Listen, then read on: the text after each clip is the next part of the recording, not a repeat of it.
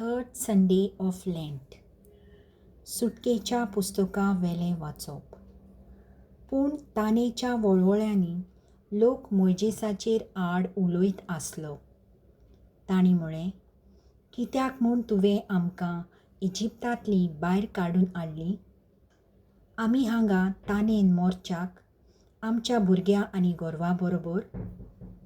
मोइजेसान सर्वेस्पोराक उलो मारलो. ताणें म्हळें, ह्या लोकांक हांवें कितें करचें?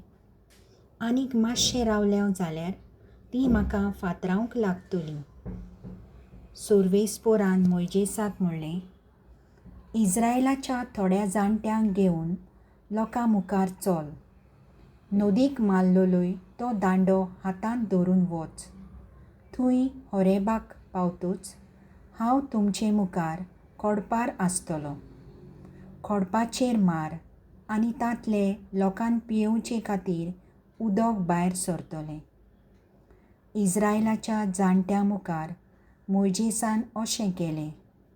ह्या जाग्याक मासा आनी मेरिबा म्हूण नांव दवरलें, कित्याक इस्रायेलाचीं भुरगीं थंय गुणगुणलोलीं आनी तांणी सर्वेस्पोराची परिक्षा केल्ली म्हणून.